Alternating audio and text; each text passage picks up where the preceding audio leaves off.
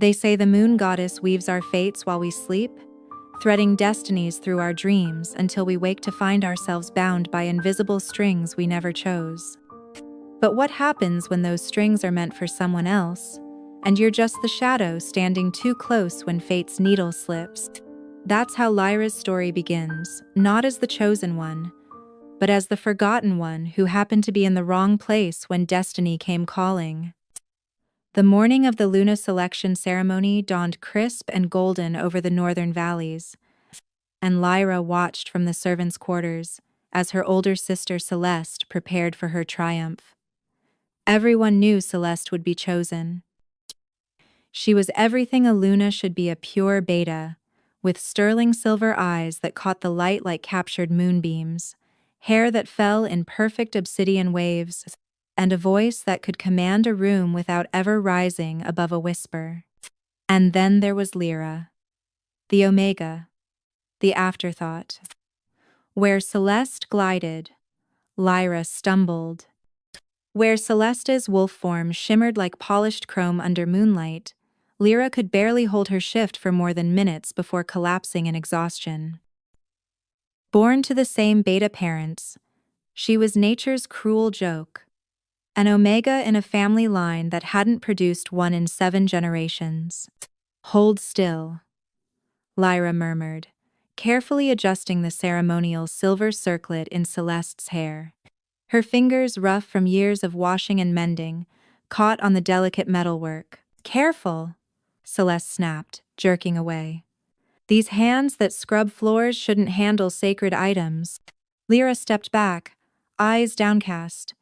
She'd learned long ago that invisibility was her best defense. In a pack where strength determined status, and omegas were barely more than servants, drawing attention meant inviting ridicule, or worse. Their mother, Thessa, swept into the room, her beta presence filling the space with nervous energy. "The convoy from the Crystal Palace has been spotted," she announced, her voice tight with anticipation. "Alpha King Fenris himself leads them." The room seemed to contract at the mention of his name. Fenris Blackmoon, the Alpha King who ruled the 7 territories with a fist of iron and a heart of winter stone. Stories of his ruthlessness traveled on every trade wind, how he'd torn apart his own uncle for challenging his throne, how he'd never taken a Luna because no she-wolf had proven strong enough to stand beside him. "Remember," Thessa gripped Celeste's shoulders, "when you're chosen as Luna, our family's fortune changes forever.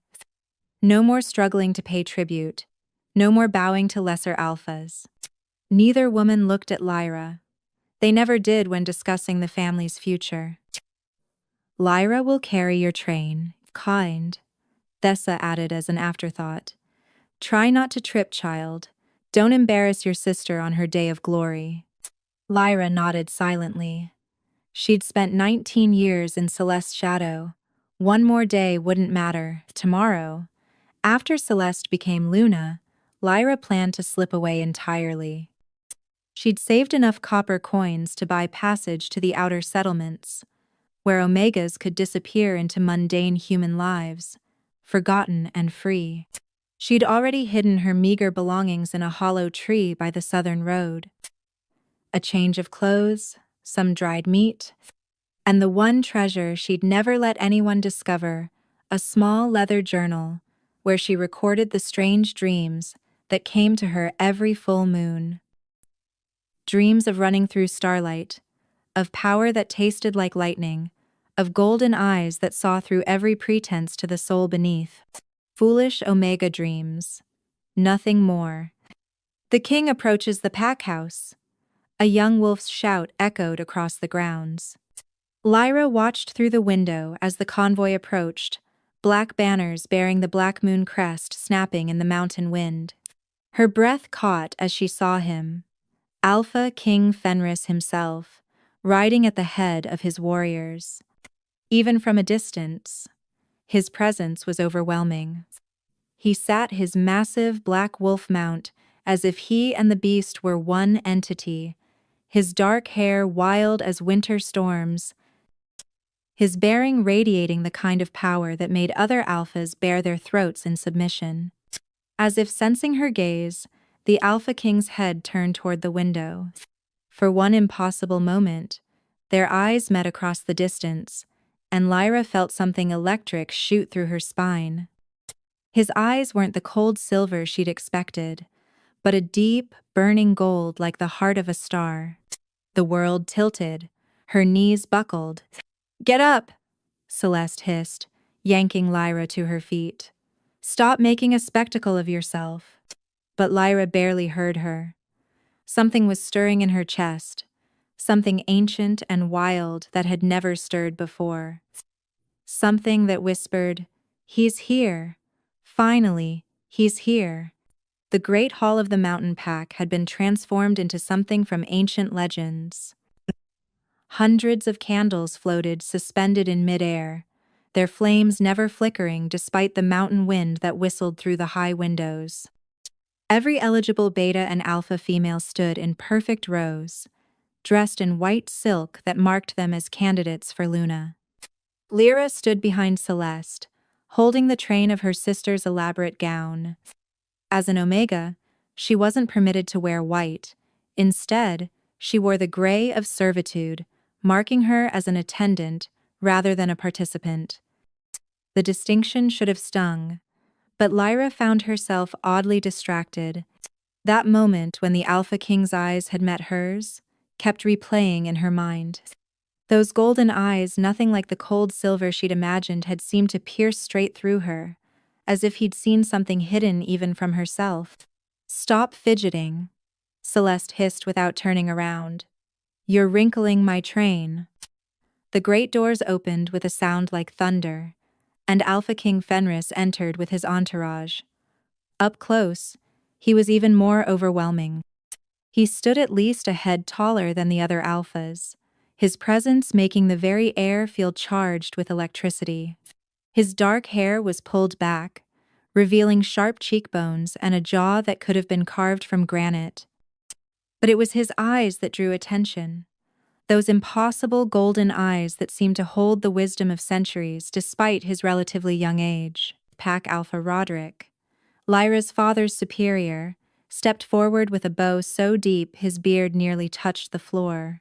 "Your Majesty, we are honored beyond measure. Our pack's finest daughters await your inspection." Fenris's expression remained unreadable. "Begin." What followed was a carefully choreographed dance of presentation. Each candidate stepped forward, demonstrated their wolf form, recited their lineage, and displayed whatever accomplishments might catch a king's attention. Some showed their fighting prowess, others their diplomatic skills, and a few attempted to demonstrate artistic talents. Celeste, when her turn came, was magnificent. Her transformation was fluid as water, her silver wolf form practically glowing in the candlelight. She recited 7 generations of pure beta lineage, without stumbling, then demonstrated her tactical knowledge by solving a complex battle formation problem that Roderick presented. The crowd murmured appreciatively. Several of the king's guards nodded approval. Even stern Beta Commander Theron, the king's right hand, looked impressed. But Fenris's expression never changed. Those golden eyes remained distant, almost bored, as if he were performing a tedious obligation rather than selecting his life mate and future queen. "Is this all?" he asked when the last candidate had presented. Roderick's face flushed. "These are our finest, Your Majesty. Each one would make a worthy Luna. None of them will do." The hall fell silent. Celeste's face went white, then red. Thessa swayed as if she might faint. "Your Majesty," Roderick stammered, "perhaps if you took more time to consider." "There's another." Fenris's voice cut through the room like a blade. "I sense another wolf here." "That's impossible," Roderick said. "Every eligible female has been presented." "Not every female, Crassus." The Alpha King's gaze swept the room and landed on Lyra. "You." In gray. Step forward. Lyra's blood turned to ice. Every eye in the hall turned to her. She heard Celeste's sharp intake of breath, felt her mother's horror radiating across the room. Your Majesty, Roderick said quickly, that's merely an Omega, a servant. She's not eligible for. I'll determine who's eligible. Fenris's tone brooked no argument. Step forward. Lyra's legs moved without her permission. She walked through the parted crowd, feeling their stares like physical weights. Some looked pitying, others amused, and a few openly disgusted that an Omega would dare stand where Betas had been rejected. She stopped before the Alpha King, and not knowing what else to do, dropped into the lowest curtsy she could manage without falling. Rise, he commanded. Look at me. She lifted her head, and again those golden eyes caught hers. This close, she could see flecks of amber in them, like captured sunlight. Something stirred in her chest, that same wild feeling from before, stronger now, like a door trying to open from the inside. Proceed. Transform, he said. Panic flooded her. Your Majesty, my wolf is... She swallowed hard. I can't hold the form for long, I'm weak. Transform. His voice was gentler this time, but no less commanding. Lyra closed her eyes, reaching for her wolf. The shift was painful, as always, her bones protesting, her muscles screaming. But then something strange happened. As her wolf form emerged, instead of the usual exhaustion, she felt strong. Gasps echoed through the hall. Lyra opened her eyes and looked down. Her wolf form, usually a shabby brown, barely bigger than a regular dog, was different. Her fur was midnight black, shot through with threads of silver that seemed to capture and reflect the candlelight. She stood taller, stronger, and when she looked at her reflection in the polished floor, her eyes were gold. Impossible, someone whispered. An Omega can't. She's not an Omega, Fenris said, his voice carrying a note of satisfaction. She never was. He moved closer, and Lyra's wolf didn't cower as it usually did around alphas. Instead, she stood straight, meeting his gaze as an equal. Hidden blood, Beta Commander Theron breathed. How did no one sense it? Someone did, Fenris said, his eyes never leaving Lyra's.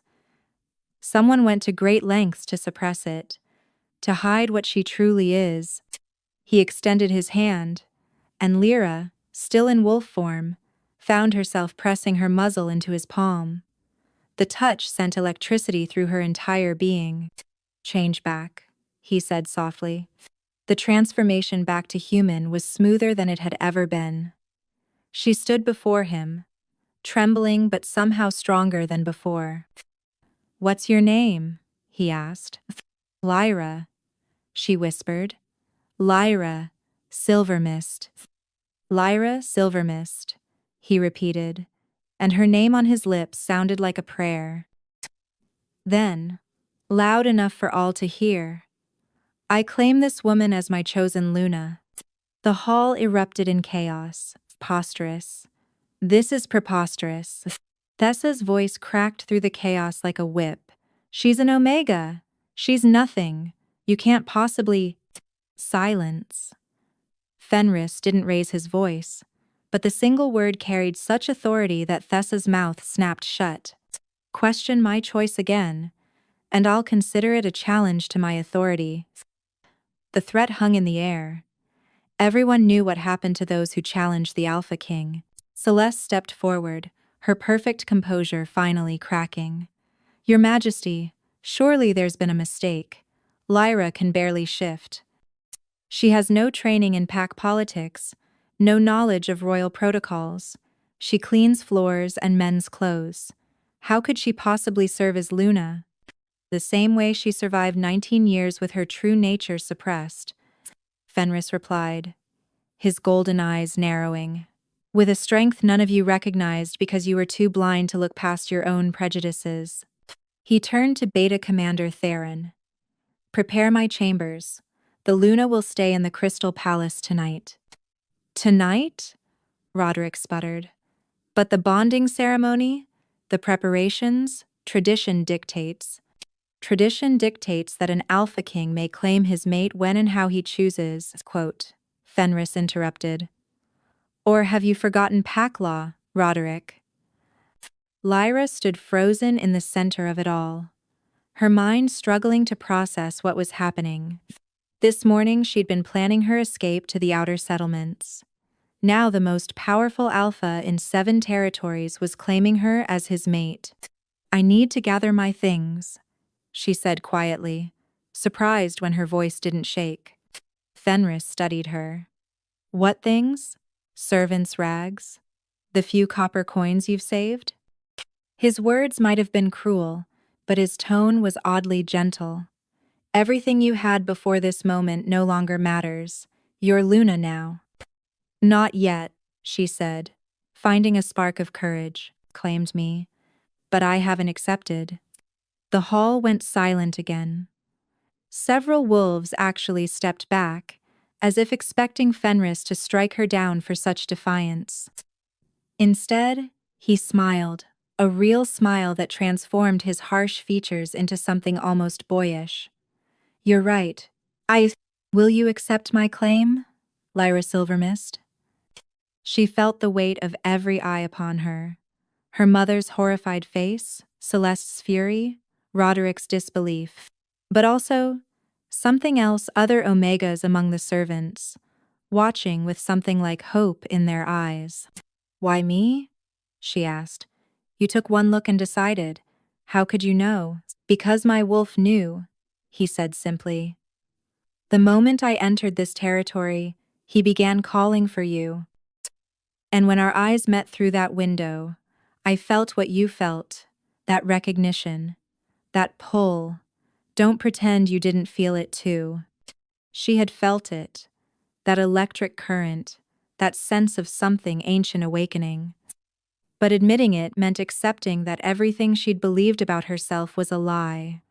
If I accept, she said slowly, what happens to me? You come with me to the Crystal Palace.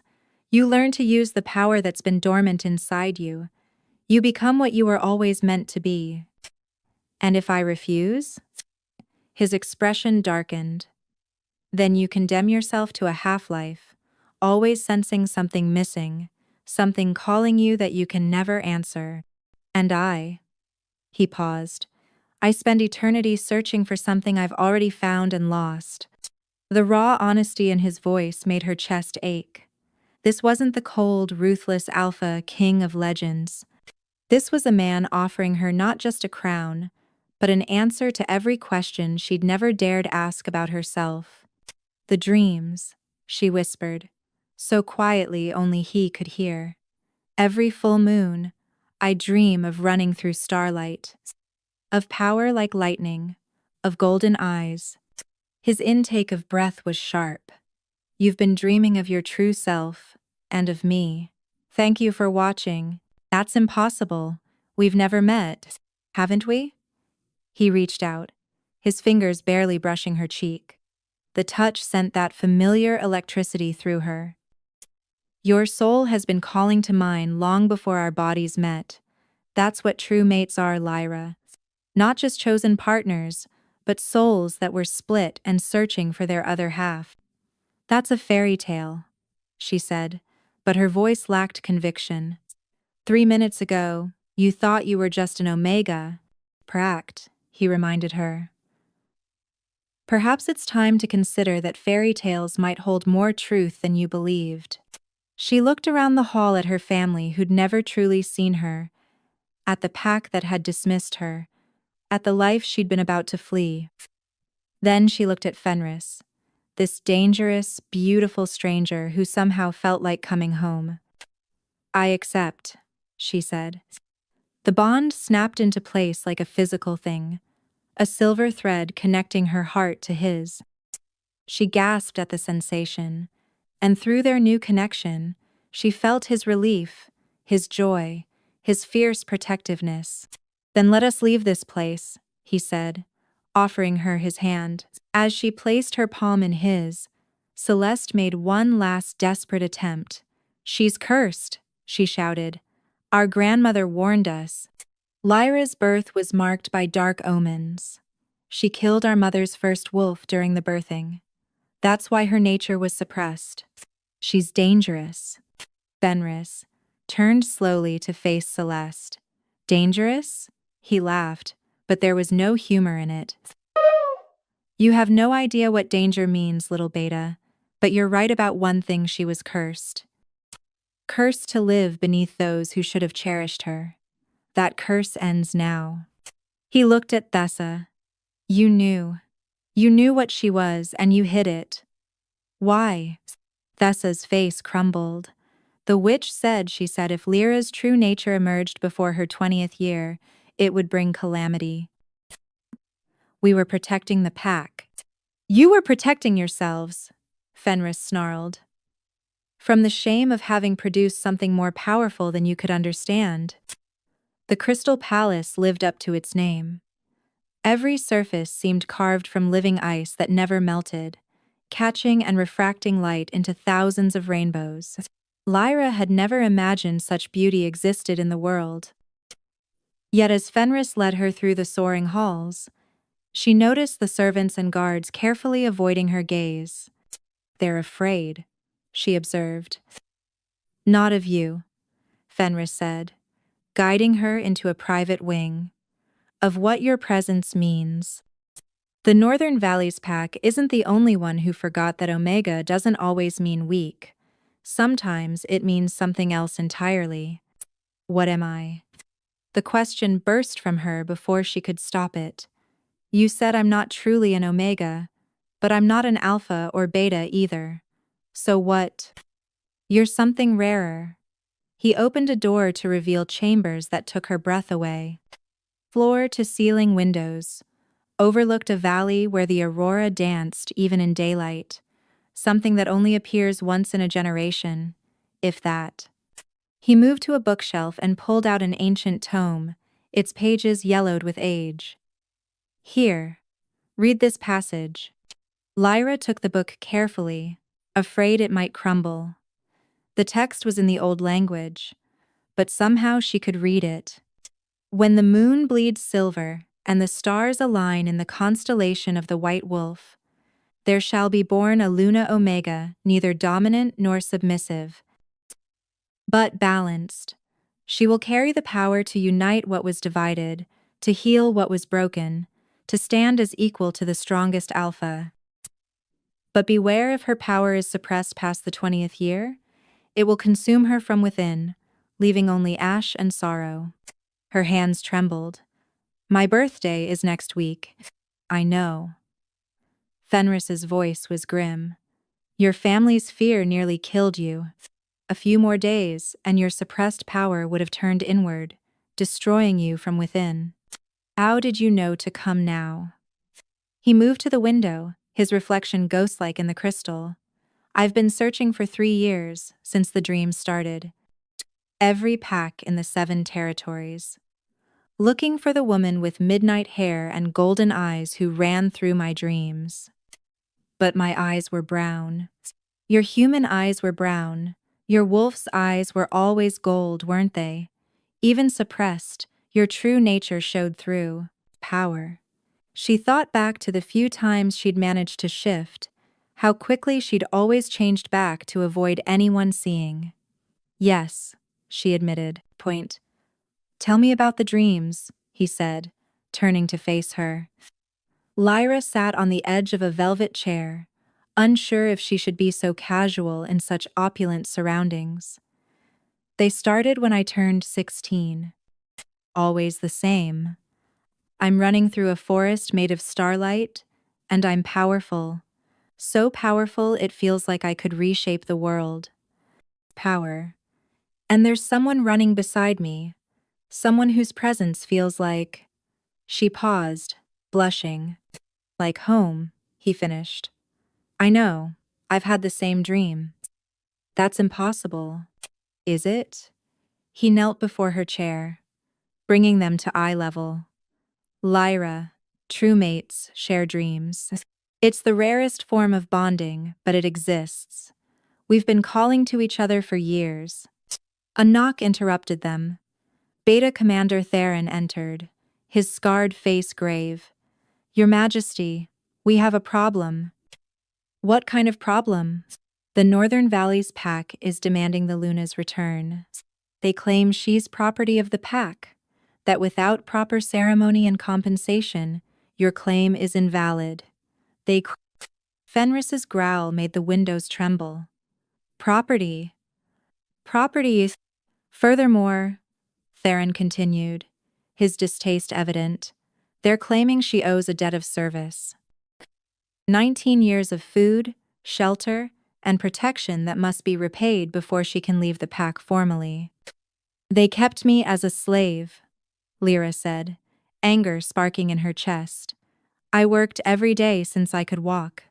I cooked, cleaned, mended, tended, and they claim I owe them? It's a delay tactic, Theron explained. They're buying time. For what? Fenris demanded. For this. Theron produced a scroll marked with the Council of Elders seal. A formal challenge to your choice of Luna. They claim you've been bewitched, that no true Alpha King would choose an Omega. They're demanding you prove your soundness of mind through combat trials. Fenris crushed the scroll in his fist. Let them come. No, Lyra said, standing. Both men turned to her in surprise. They're my former pack. This is my fight. Lyra, you don't understand, Theron said carefully. Combat trials aren't just fights. They're tests of worthiness, magic, strength, strategy. Things an Omega could never master? I am Dune Omega could never master. She felt that stirring in her chest again, stronger now. Tell me, Commander, what happens if I refuse to hide anymore? Theron and Fenris exchanged glances. We find out what a Luna Omega truly is, Fenris said. Then let them come, Lyra said, and for the first time in her life, she felt power ripple through her voice. The windows sang in response, the aurora outside flaring brighter. I'm done being their shadow. That night, as she lay in a bed softer than clouds, Lyra dreamed again. But this time, she wasn't running through starlight alone. Fenris was beside her, their wolves moving in perfect synchronization. And in the dream, she wasn't just powerful, she was incandescent, her very presence making the stars burn brighter. When she woke, she found Fenris sitting in a chair beside her bed, watching over her, plus where. You were glowing, he said softly. In your sleep, you literally glowed. I dreamed we were running together. I know, he said. And she realized with a start that their bond was strengthening. She could feel his emotions, concern, wonder, and something deeper, warmer. Why were you watching me sleep? Because I spent 3 years searching for you, he said simply.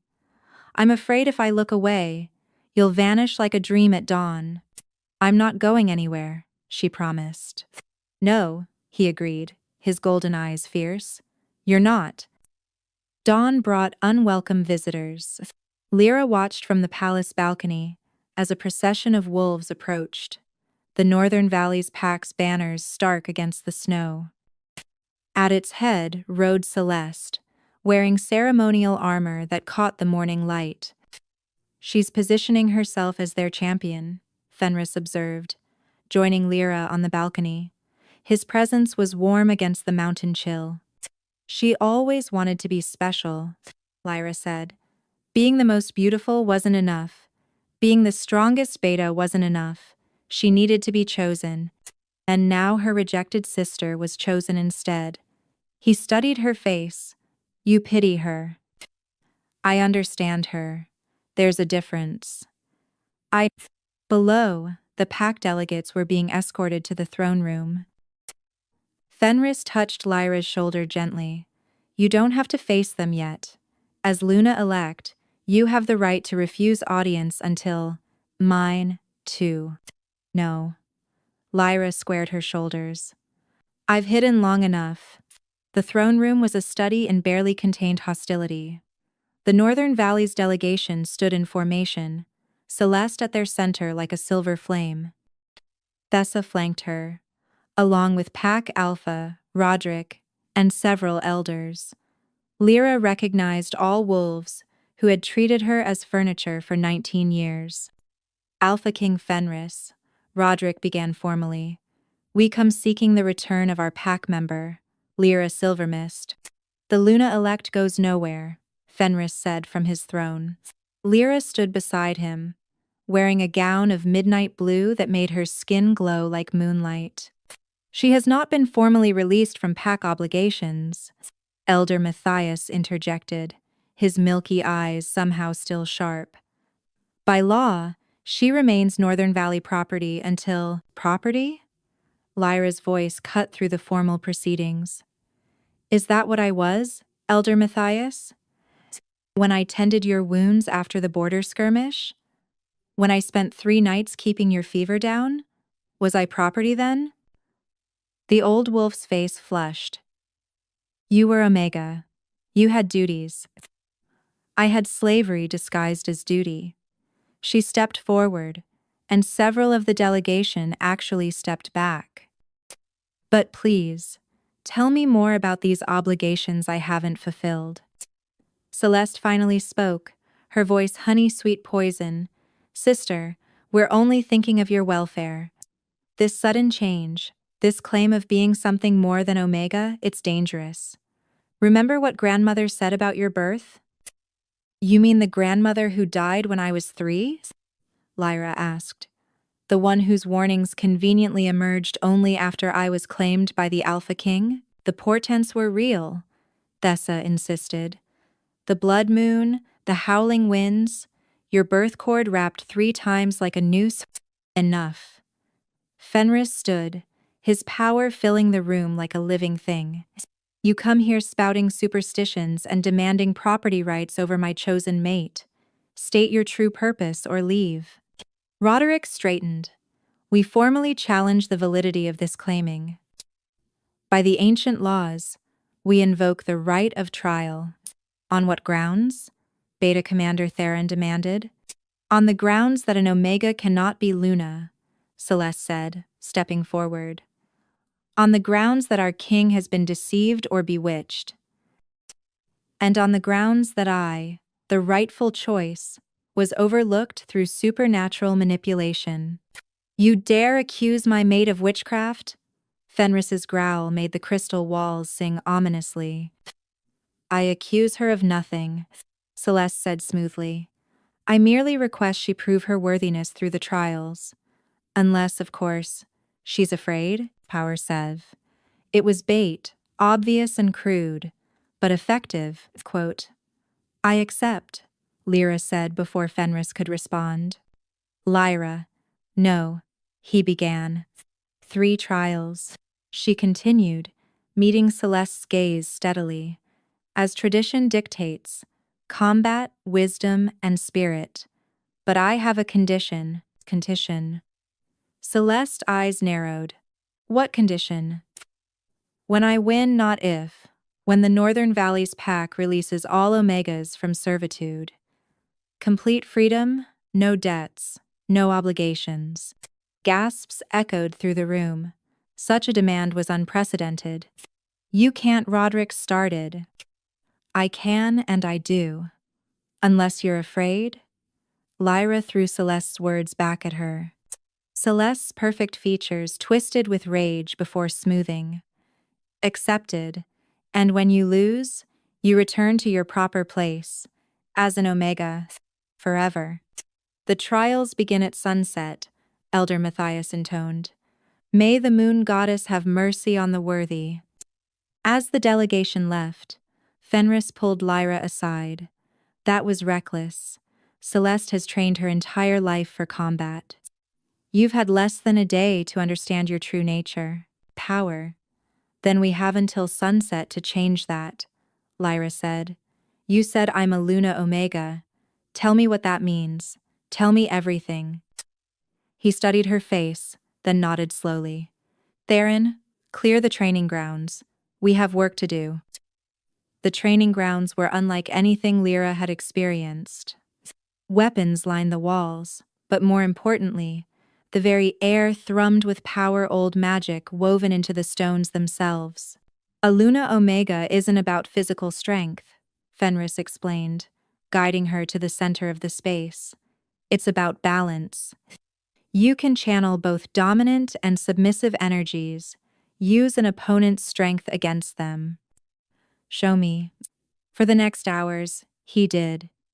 He taught her to feel the flow of power, to redirect rather than resist. When he came at her with alpha strength, she learned to bend like water, letting his force carry him past. Power and Aulo. When he held back, she learned to surge forward, using the space he created. You're not fighting, he said after she successfully threw him for the third time. You're dancing. Every fight is a dance, and you're learning to lead and follow simultaneously. But it wasn't just combat they practiced. Theron brought ancient texts, testing her knowledge. To everyone's surprise, including her own, Lyra could read languages she'd never studied, understand concepts she'd never been taught. It's like it was always there, she said, wonderingly, just sleeping. Your power was suppressed, not destroyed, Fenris said. It's been building for 19 years, now it's waking up. As the sun began to sink, painting the mountains gold and red, Lyra stood at the window, doubt creeping in. What if they're right? She whispered. What if I'm not meant for this? Fenris wrapped his arms around her from behind, his chin resting on her head. Through their bond, she felt his absolute certainty. Pallas. Do you remember your dreams? He asked. The ones where you run through starlight? Yes. That's not a dream, Lyra. That's a memory. A genetic memory of what Luna Omegas used to be, before fear made the packs suppress them. You're not becoming something new. You're remembering what you always were. She turned in his arms. And if I fail? Then I'll challenge every law in the 7 territories to keep you anyway. His golden eyes burned with determination.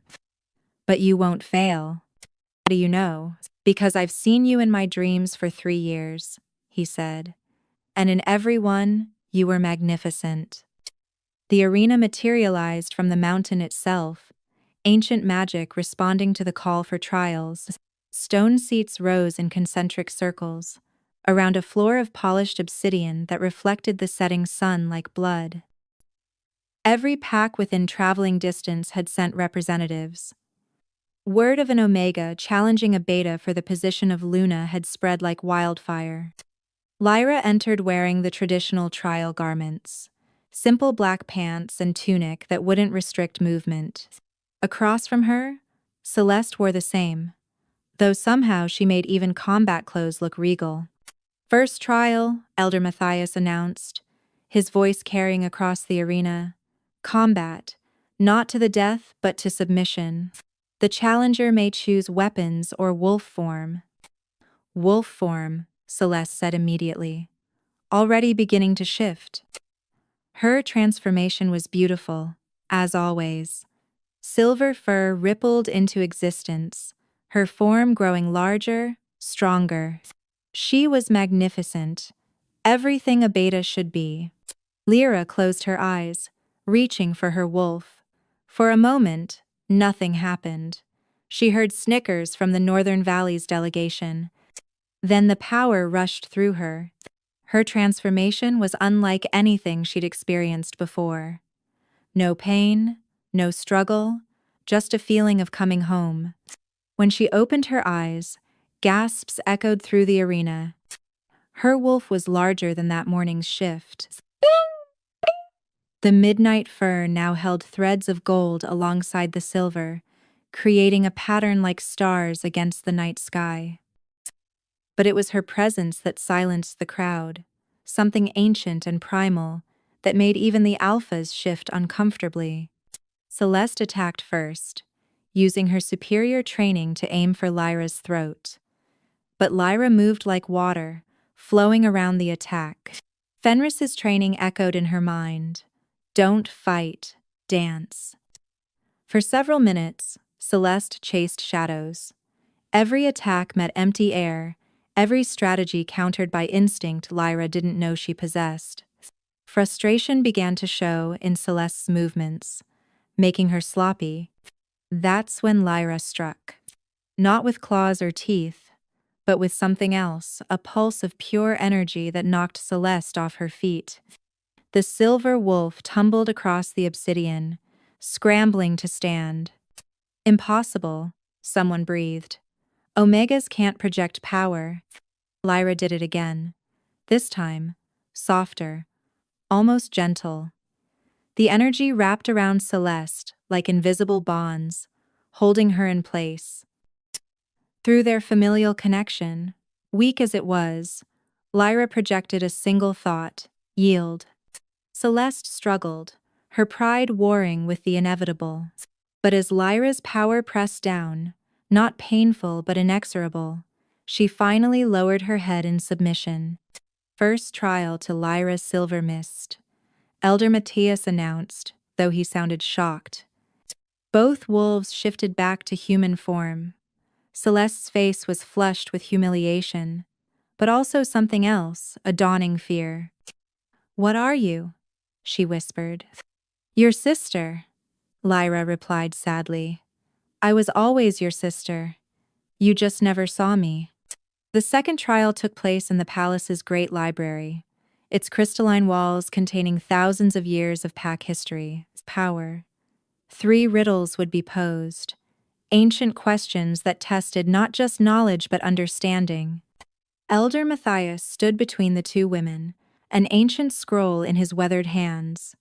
"First riddle," he intoned. "What runs without feet, speaks without mouth, and carries the memories of the dead?" Celeste answered quickly. "A river.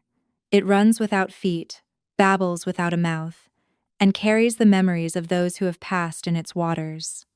The elder nodded. "Correct." He turned to Lyra. "Your riddle. What is the thing that makes the strongest alpha kneel, the wisest elder foolish, and the omega equal to all?" Lyra felt the weight of the question. This wasn't just a riddle, it was a test of her understanding of power itself. "Death," Celeste whispered from her position, unable to help herself. But Lyra shook her head. "Love," she said clearly. "Love makes alphas kneel before their mates, makes wise elders act foolishly to protect their children, and in love, all wolves are equal." Silence stretched through the library. Then Elder Matthias nodded slowly. "Correct." The second round began. "Celeste, your riddle. What force binds the pack? Stronger than alpha command?" "Loyalty," Celeste answered confidently.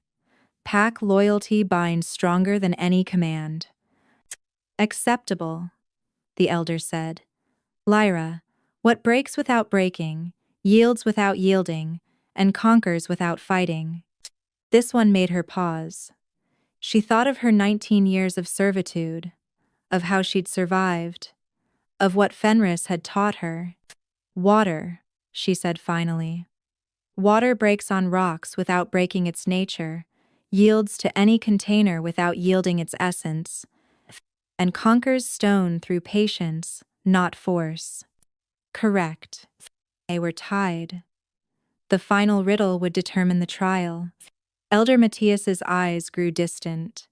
"This riddle is for both of you. The first to answer correctly wins. I am held by those who cannot touch me, broken by those who never speak me, and kept by those who never sought me. Kings command me, but I command fate. What am I?" Lyra's heart stopped. Her riddle. The one she'd asked the cursed beast in her dreams, the one that had haunted her sleeping hours for years. But how could Elder Matthias know it? Celeste frowned. working through the logic. A secret? No. A law? Perhaps. Lyra looked at Fenris, who stood at the edge of the room. His golden eyes held a message she couldn't quite read. Time, Celeste said suddenly. The answer is time. Incorrect, Elder Matthias said. Celeste's face fell. The trial was Lyra's if she could answer, but Lyra stood frozen. This riddle from her dreams, appearing here, now it couldn't be coincidence. The answer, Lyra said slowly, understanding dawning, is a promise. Elder Matthias smiled, the first genuine expression she'd ever seen from him. Correct. A promise is held by those who cannot physically touch it, broken by those who never speak it aloud, and kept by those who never sought to make it. Kings command promises from their subjects, but promises command the fate of kingdoms. How did you know that riddle? Lyra asked. The elder's smile grew sad. Because your grandmother told it to me the night before she died. She said you would need to hear it one day, when you were ready to understand what you truly are. The final trial was the most dangerous. A journey into the spirit realm where wolf souls were laid bare, where truth couldn't hide behind flesh and pretense. The ritual circle was drawn in salt and moonstone dust. Lyra and Celeste knelt at opposite points, while Elder Matthias began the ancient chant. The world fell away. Lyra found herself in a forest of silver trees under a star-filled sky. Celeste stood across from her, but here in the spirit realm, they appeared as their true selves. Celeste glowed with beta strength, silver and proud, but there were shadows in her light, dark patches of envy and fear. Lyra looked down at herself and gasped. She wasn't just one thing. Her spirit form shifted constantly, sometimes wolf, sometimes human, sometimes something in between. Gold and silver, midnight and dawn, omega and alpha energies swirling in perfect balance. The trial is simple. Elder Matthias's voice echoed from everywhere and nowhere. Face your deepest truth. The one who runs from their truth loses. The forest changed. Suddenly, Lyra was back in the servant quarters of her childhood home. She saw herself at 7, scrubbing floors, while Celeste played with silk dolls. At 12, watching through a crack in the door as Celeste received her first transformation ceremony, while Lyra was locked in the cellar to prevent embarrassment. At 16, the night her mate rejected her, calling her worthless, defective, broken. This is your truth, Celeste's voice taunted. You're nothing. You've always been nothing. The memories hurt, each one a dagger of pain. But then Lyra noticed something else in the memories, small moments she'd forgotten. The kitchen omega, who'd saved extra bread for her. The elderly human servant, who'd taught her to read in secret. The traveling merchant who'd snuck her books when her father wasn't watching. No, Lyra said, understanding flooding through her. That's not my truth. That's your fear. The scene shifted. Now they stood in Celeste's memories. A 5-year-old Celeste being told she must be perfect, always, or risk losing her parents' love. Celeste at 10, crying alone because showing weakness meant failure. Celeste at 15, forcing herself to be cruel to Lyra because acknowledging her sister's strength meant admitting the system was wrong. You were afraid too, Lyra said softly. You were trapped by the same system, just in a golden cage instead of a cellar. Celeste's spirit form flickered, the shadows growing. Stop it. But the truth kept coming. The night Lyra was born, when their grandmother had whispered prophecy not of curse, but of change. A child born to reshape the world, to bridge the divide between ranks. And their parents' decision to suppress it, to hide it, because change meant losing their comfortable position in the hierarchy. They lied to us both, Lyra said, stepping toward her sister. They made you the enforcer and me the victim? but we were both prisoners. I was chosen, Celeste screamed, her spirit form blazing brighter. I was special. You are special, Lyra said, but not because you're a beta, because you're you, because you're my sister, because despite everything they taught you, you still couldn't bring yourself to truly hate me. The final truth emerged, a memory from when they were very young, before the conditioning took hold. Celeste sneaking into Lyra's room during a thunderstorm, the two of them huddled together, telling each other stories until the fear passed. I loved you, Celeste whispered, her spirit form's shadows beginning to lighten. Before they taught me not to, I loved you. I know, Lyra said, tears streaming down her face.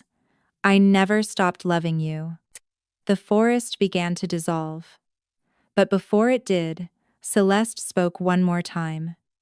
You were never broken, Lyra. I think I always knew that. I was just too afraid to admit it. They returned to the physical world to find the arena in absolute silence. The trial by spirit was private, observers could only wait. But something had changed. The hostility in Celeste's eyes was gone, replaced by something raw and painful and real. I yield, Celeste said, loud enough for all to hear. The trials are concluded. Lyra, Silvermist has proven her worth. The crowd erupted, but Lyra only had eyes for her sister. She crossed the obsidian floor and pulled Celeste into an embrace. For a moment, Celeste stood rigid. Then she collapsed into her sister's arms, 19 years of enforced cruelty finally breaking. I'm sorry, Celeste sobbed. I'm so sorry. I know, Lyra whispered. We both are.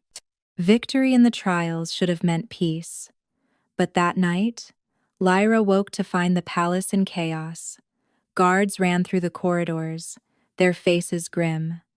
She found Fenris in the war room, surrounded by his advisors. What's happening? His face was carved from stone. The southern pacts are mobilizing.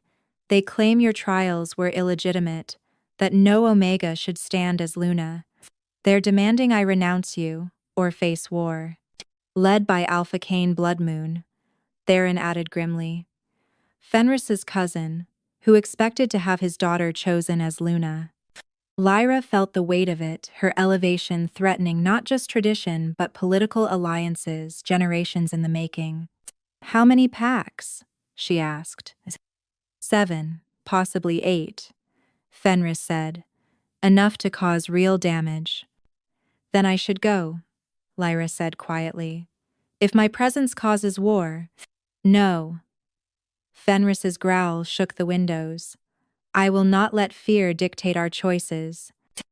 Your Majesty, a guard burst in. The Southern Pack's army, they're not coming here. They're heading to the northern valleys. Ice flooded Lyra's veins. My family, my former pack, they're defenseless against that kind of force. It's a trap, Theron said immediately. They know you'll go to defend them. Of course it's a trap, Lyra said. But I'm still going. Lyra. They may have treated me poorly, but there are innocents there. Omegas, who have no part in this.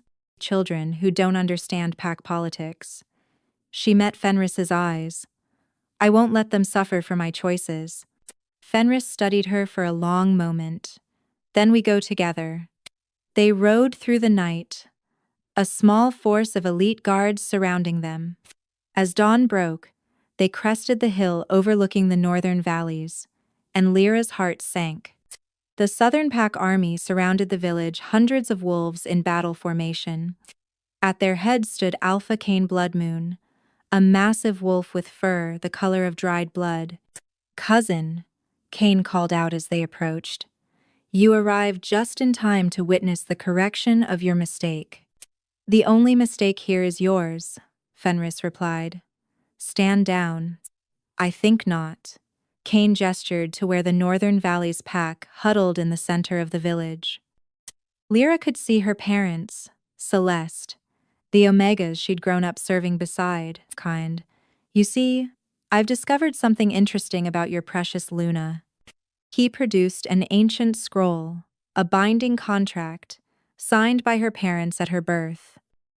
She was promised to my pack's sold, actually in exchange for protection. The suppression of her nature wasn't just fear, it was part of the bargain. Lyra felt the truth of it hit her like a physical blow. Her parents had literally sold her before she could walk. That contract is invalid, Fenris snarled. Is it? A blood contract, witnessed by the moon goddess herself? Cain smiled, showing too many teeth. T as, done them, done them, done them, done them, done them, done them. She belongs to my pack by law, unless, of course, she can pay the blood debt. What blood debt? Lyra demanded. The price of breaking a blood contract. You must face me in single combat, to the death. No, Fenris said immediately. I'll face you. The debt is hers, Cain interrupted. Unless the great Luna Omega is afraid? Lyra dismounted from her horse. I accept. The circle was drawn quickly. No ceremony this time, just death waiting in the morning light. Kaine shifted immediately into his massive wolf form, easily twice Lyra's size, pocked of teen. But as Lyra reached for her wolf, something new happened. The balance she'd found in the spirit realm remained. Instead of fully shifting, she stopped halfway, a form she'd never seen before. Part human, part wolf, standing on two legs, but with claws, fangs, and partial fur. A form that should have been impossible. Cain hesitated, clearly unnerved. What abomination? Lyra moved faster than thought. The hybrid form combined human intelligence with wolf instinct, creating something unprecedented. She danced around Kaine's attacks, using techniques that required both human flexibility and wolf strength. But Kaine was old, powerful, and cunning. He caught her shoulder with his claws, sending her rolling across the ground. Blood soaked through her shirt. You see? He howled to the watching crowd. This is what happens when we break tradition. Monsters! Lyra pushed herself up, feeling the wound already beginning to heal another impossible thing. You're right, she said, her voice carrying both human words and wolf growl. I am a monster. I'm the monster the old ways created, neither one thing nor another, forced to exist in between. But that's also what makes me strong. She let the power flow through her fully for the first time. Not just alpha or omega energy, but both, swirling together into something new. The ground beneath her feet cracked. The air itself seemed to sing. Impossible, Cain breathed. You keep using that word, Lyra said, advancing on him. But you're wrong. I'm not impossible. I'm inevitable. The world is changing. Alpha Cain, the rigid hierarchies, the oppression of omegas, the fear of anything different, it's all ending. She moved again, but this time she didn't just dodge or strike. She did what Fenris had taught her, she danced. Each movement flowed into the next, using Kaine's own strength against him. When he lunged, she redirected. When he pulled back, she surged forward. The fight ended not with a killing blow, but with Kaine on his back, Lyra's claws at his throat. Yield, she said. His eyes blazed with hatred. Never. Kill me or be known as weak. No, Lyra said, stepping back. Killing you proves nothing, except that I'm like you. I choose mercy. I choose to break the cycle. Now, she turned to address all the watching wolves. The blood debt is paid not with death, but with change. Any Omega who wishes to leave their pack freely may do so. Any alpha who oppresses those weaker will answer to me. The old ways die today. You can't. Cain started. I am Luna to the Alpha King, Lyra said, her voice carrying absolute authority. I speak with his voice. Challenge me again, and you challenge the throne itself. She looked at her parents, huddled with the Northern Valley's pack. The contract you signed is void. Whatever debt you thought you were paying, whatever fear drove you to sell your own daughter, it's over. Thessa fell to her knees, sobbing. We thought we were protecting you, the prophecy said. Prophecy. The prophecy said I would bring change, Lyra interrupted. And you were so afraid of change that you nearly destroyed me to prevent it. That night, in the safety of the Crystal Palace, Elder Matthias requested a private audience. He looked older than Lyra remembered, as if the day's events had aged him years. Your grandmother left something for you, he said, producing an ancient leather journal. She made me swear to give it to you only after you'd claimed your true nature. Lyra took the journal with trembling hands. Her grandmother's handwriting filled the pages, not the ravings of a dying woman, but careful documentation. My dearest Lyra, if you're reading this, then you've finally become what I saw the night you were born. The Luna Omega, the bridge between worlds. The prophecy everyone feared wasn't a curse but a promise. You were born to heal the divide that has poisoned our kind for generations. But power like yours terrifies those who benefit from the current order. Your parents didn't sell you to the Southern Pack out of greed, but out of fear. Kaine's father threatened to slaughter the entire Northern Valleys if they didn't suppress your nature.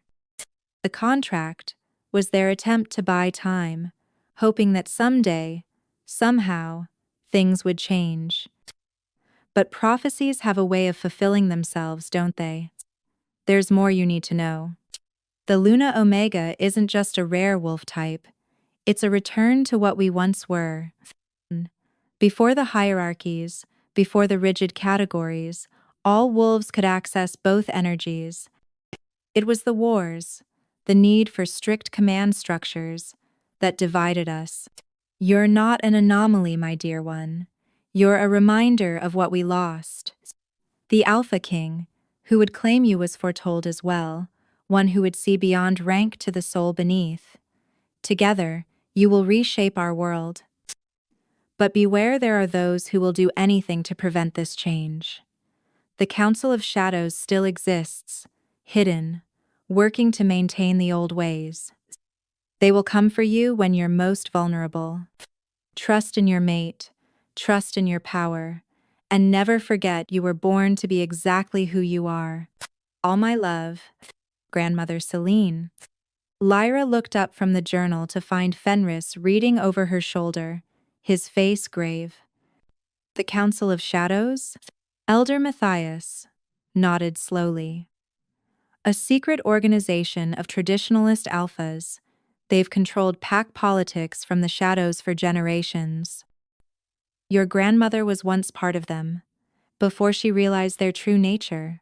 That's why they killed her. Lyra breathed. It wasn't age or illness. No, Matthias confirmed. She was poisoned, slowly, to make it look natural, but not before she hid the truth about you.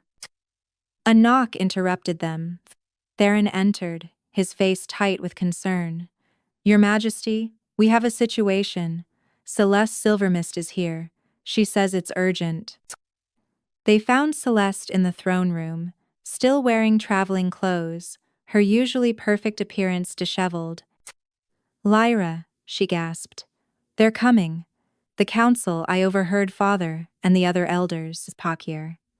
They plan to attack during tomorrow's lunar ceremony, when you're officially crowned Luna. How many? Fenris demanded. I don't know, but they have something, a weapon. They called it the Moon's Bane. Father said it could strip a Luna Omega's power permanently. Lyra felt ice in her veins. After everything, to lose her power just as she'd found it. Why are you telling us? She asked her sister. Celeste met her eyes. Because for the first time in my life, I'm choosing to do what's right instead of what's expected. She dropped to one knee. Let me help, please. The ceremony can't be postponed, Theron said. It must happen during tomorrow's full moon, or tradition states. Tradition, Lyra said bitterly. Always tradition. No, Fenris said thoughtfully. Not tradition. Opportunity. He turned to Celeste. How much do they know about Lyra's actual abilities? Only what they saw at the trials and the combat with Cain. A slow smile spread across Fenris's face. Then they don't know about the full moon. What about it? Lyra asked. Power. A Luna Omega's power isn't just balanced during the full moon, he said.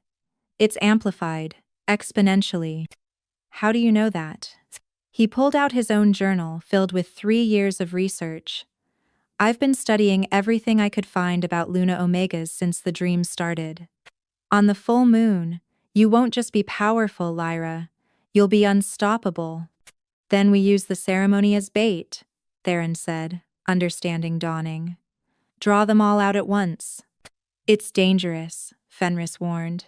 If we're wrong about the moon's effect. We're not wrong, Lyra said, certainty filling her. She could feel it already. The pull of tomorrow's moon. Power building under her skin like thunder before lightning. I can feel her calling. Her? The moon goddess. She's been waiting for this moment as long as we have. The night of the full moon arrived with an electric tension in the air. The ceremony would take place in the sacred grove, where generations of Lunas had been crowned under the open sky. Lyra stood before a mirror in her chambers, barely recognizing herself. The ceremonial gown was woven from moonlight itself, or so it seemed. The fabric shifted between silver and shadow, with every movement. Her hair, usually kept simple, was arranged in an elaborate crown of braids, threaded with silver chains that caught the light like captured stars. You're nervous, Fenris observed from the doorway. Terrified, she corrected. What if the council doesn't come?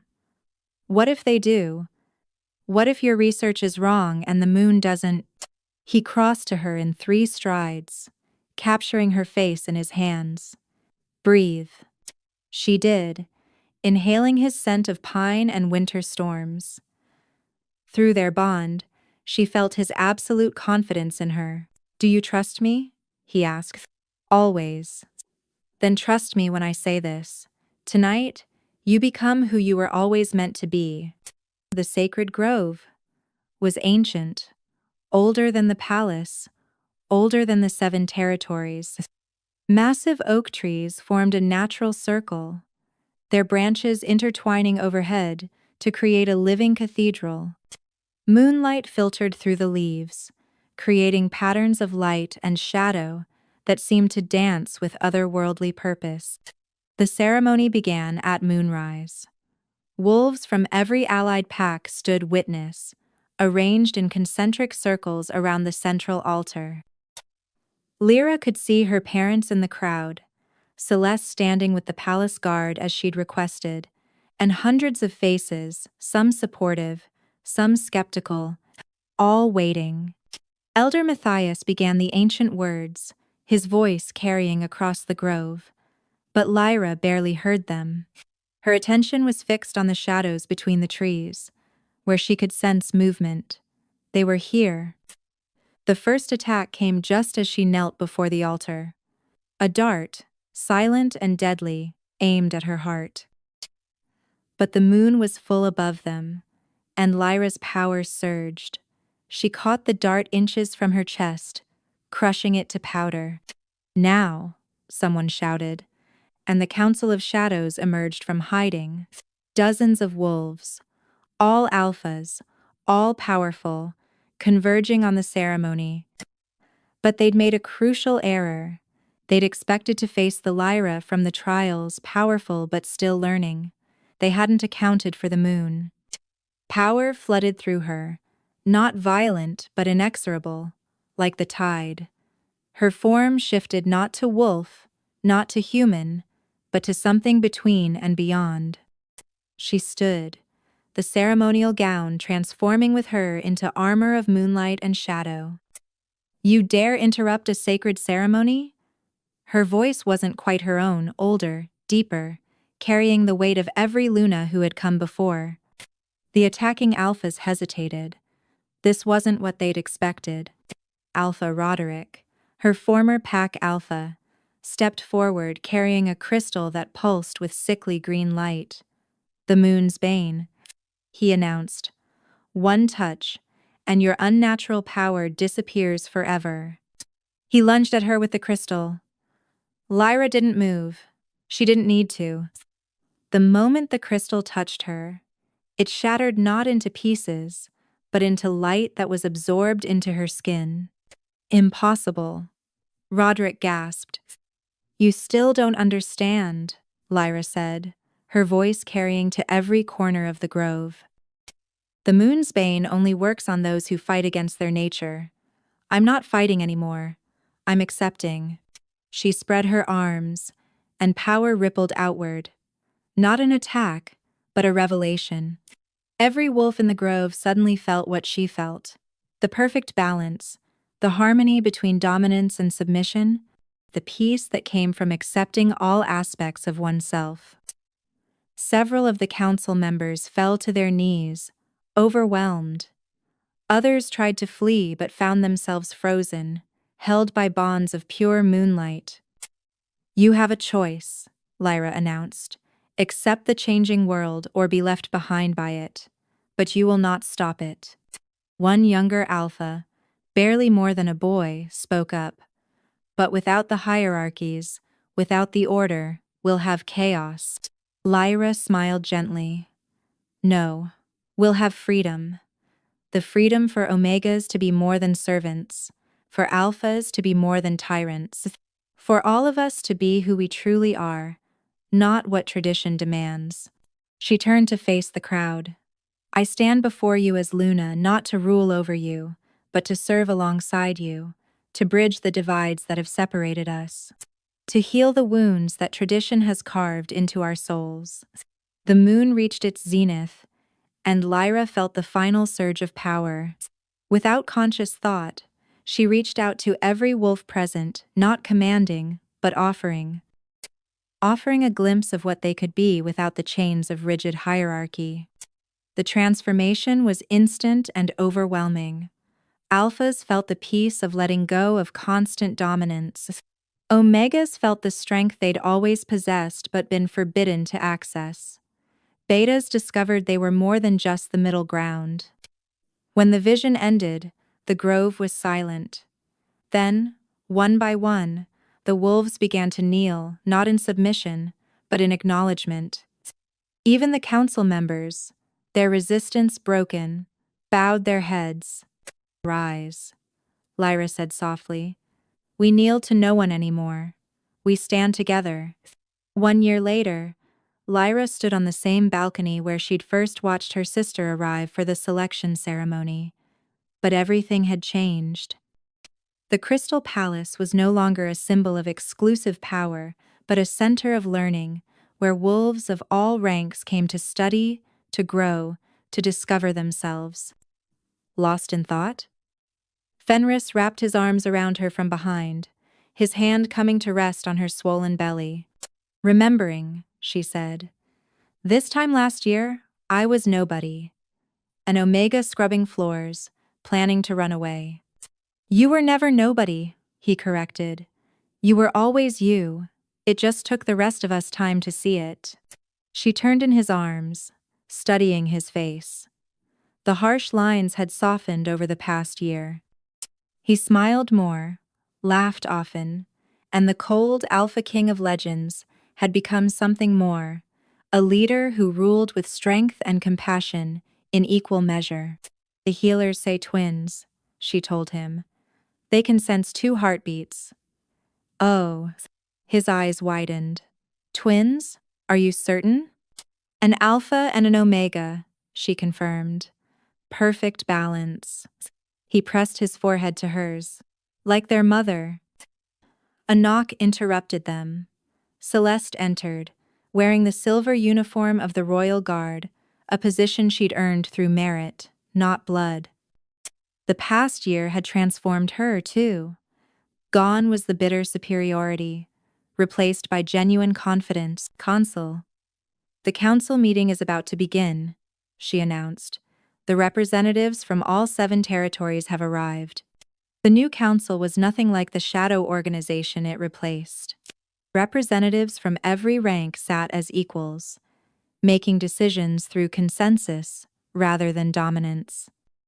It had been difficult at first. Centuries of tradition didn't die easily, but slowly, it was working. As they entered the council chamber, Lyra saw the fruits of change.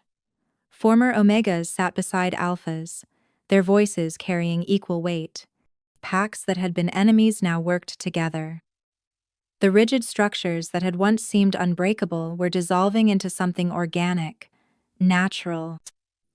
Luna Lyra, Elder Matthias greeted her. He'd adapted to the changes better than most, perhaps because he'd always known they were coming. We have a request from the Eastern Territories. 3 Omega Wolves seek sanctuary. They claim their pack still practices the old ways. Then we offer them sanctuary and send educators to their pack, Lyra said. Change doesn't happen overnight, but it does happen. And if their alpha resists? Asked a young beta representative. Then we remind him that the world has changed, Fenris said, his tone leaving no room for argument. Peacefully if possible, but the old ways are ending, one way or another. After the meeting, Lyra walked through the palace gardens, now open to all wolves regardless of rank. She watched Omega children playing with alpha pups, their parents chatting without the rigid formality that once would have separated them. You did this, Celeste said, joining her. You changed everything. We all did, Lyra corrected. I was just the catalyst. Do you ever regret it? The simple life you could have had? Lyra thought of those dark mornings scrubbing floors, of the dreams that had seemed so impossible, of the girl who'd believed she was broken. Never, she said. That wasn't a simple life. It was a small life, crushed into a shape that didn't fit. All of this chaos and change and challenge, this is freedom? That night, as the moon rose full and bright, Lyra stood with Fenris before their people. The ceremony wasn't for crowning or claiming, but for celebration, the first anniversary of the new order. A year ago, Lyra addressed the crowd, I was told I was nothing. Many of you were told the same. That you were too weak, too strong, too different to matter. But we've proven them wrong. We've proven that our differences make us stronger, that hierarchy is not destiny, that love, not dominance, is the greatest power we possess. When powers. The crowd erupted in howls of approval. Alphas and omegas, betas and humans, all voices raised as one. Later, in their private chambers, Fenris pulled out a familiar journal. Your grandmother's? Lyra asked. The last entry, he said, showing her a page she'd somehow missed. My dearest child, if you're reading this final message, then the prophecy is complete. You've not just found your power but shared it. You've not just risen but lifted others with you. Know this. What you've done is not an ending but a beginning. Your children will be born into a world where they can be anything, become anyone, love without limits. The moon's blessing is upon you, as it always has been. You were never cursed, never broken, never less than. You were waiting, like the moon waits behind clouds, for your moment to shine. And oh, how you shine. Lyra set down the journal, tears streaming down her face. Through the window, the moon bathed everything in silver light, not choosing favorites, not distinguishing between ranks, but blessing all equally with its glow. She knew, Lyra whispered. All along she knew. She knew you, Fenris said, pulling her close. Just as I knew you in dreams, as the moon knew you before you were born, you were always meant for this. As if in response, the twins moved within her, and Lyra felt the future shifting, changing, becoming something beautiful and new. The Omega who became Luna, the servant who became queen, the broken girl who healed a kingdom. But most importantly, the woman who learned that sometimes the greatest power isn't in being chosen, it's in choosing yourself. And as the moon watched over them, blessing the new world they'd built from the ashes of the old, Lyra knew with absolute certainty this was only the beginning. The fairy tale she'd never dared to dream had become truth, but not through rescue or chance. She'd written her own story, word by word, choice by choice, until fiction became reality. And in the end, that was the greatest magic of all.